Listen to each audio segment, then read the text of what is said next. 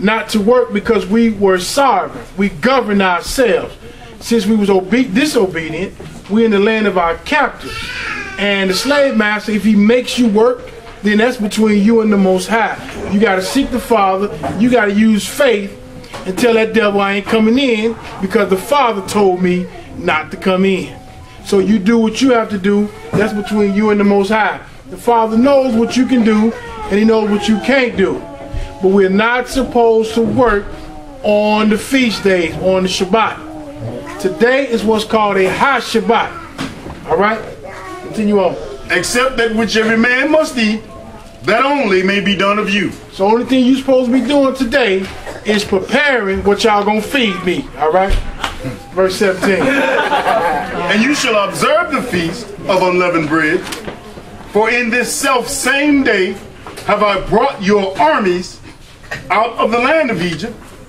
Therefore shall you observe this day in your generations by an ordinance forever. We're going to stop right there. It says that he brought us out this day. On the 15th day of the first month, we came out of Egypt. And where it says, I brought your armies, that's your family.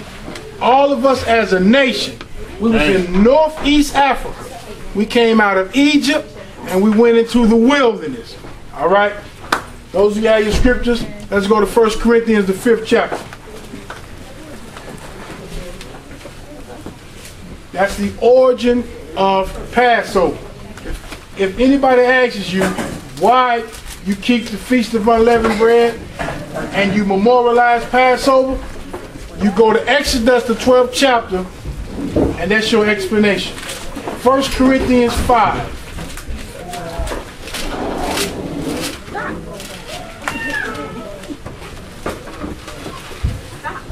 We're going to pick it up at the 6th verse.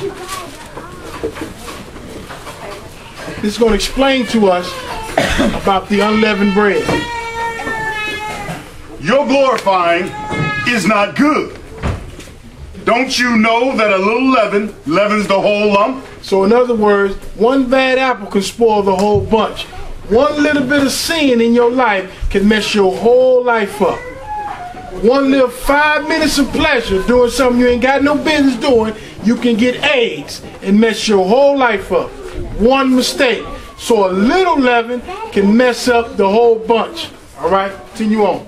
Purge out therefore the old leaven. So get the old leaven out your house, get it out your mind, get it out your spirit. Get all of the sin that's in your life that separates you from the Spirit of the Most High. Get it out your life. Do a self-examination. Assess your life. Get in the mirror and check yourself. Do a checklist on yourself. Get in the mirror and you know what's not pleasing to the Most High. Get a hold of that thing. Get it out of your life, especially during this week. This is the week where the Father will send the angel to trouble the water. And when you get in that water, whatever problems you have, that thing will be gone. So likewise with sin. Unleavened bread symbolizes sin out of your life. So whatever you have in your life, you take it to the Most High and you tell Father, this thing is plaguing me. And this thing is keeping me separate from you. Get it out of your life. All right? Continue on. That you may be a new lump, as you are unleavened. For even Hamashiach, our Passover, is sacrificed for us. So YAHOSHUA was the sacrifice. No longer we sacrifice lamb. He sacrificed for us that we can get the sin out of our lives. No longer is the sin just covered up, but it's gone into what's called a sea of forgetfulness.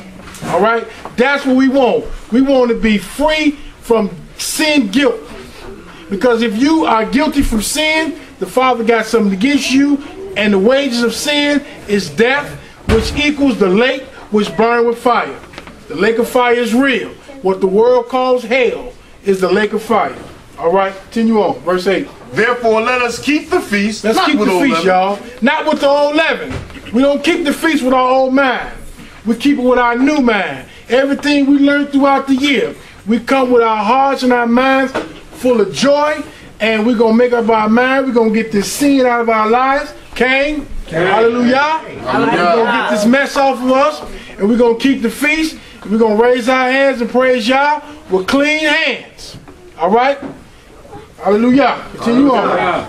Neither with the leaven of malice and wickedness, but with the unleavened bread of sincerity and truth. That's what this is about. We do this in sincerity, you all, with truth, in spirit and in truth. All right, let's go to Matthew the 26th chapter while we wind this thing down. We about to go into the physical ceremony part of the Feast of Unleavened Bread. This is a feast. I'm not going to spend a whole lot of time teaching, because if you've been coming to class on a regular basis, you would have already been prepared for this night. So we're going to do more feasting, more eating than anything. That's my thing, all right? Hallelujah. 26. We'll start at 26. Matthew 26 and 26. This is a feast. How many of y'all know what a feast is?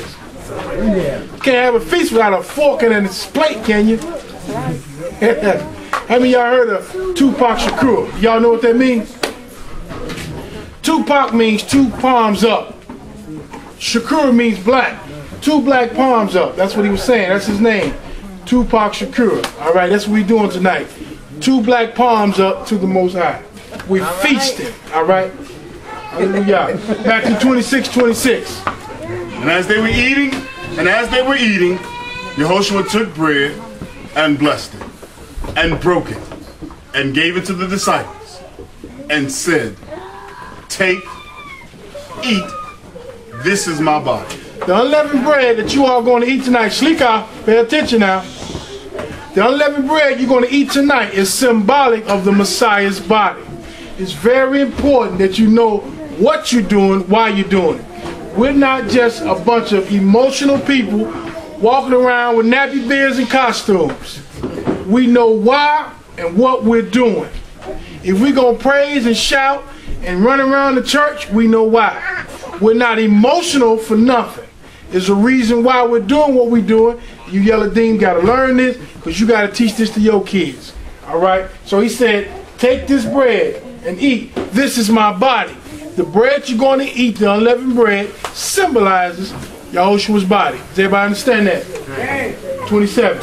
And he took the cup and gave thanks and gave it to them, saying, "Drink, you all of it, for this is my blood of the renewed testament." There you go. "Which is shed for many for the remission of sin." So he said, eat the bread, right? And he said, take the cup. Guess what's in the cup? Y'all can pass it around. Yeah, but don't touch it. Whatever she put in front of you all, just leave it there. You're going to get instructions, but don't touch it. So we got the bread and we got the cup. How many of y'all know what's in the cup? Wine. Wine. There you go. You ain't drinking no. They do that for What the world called communion.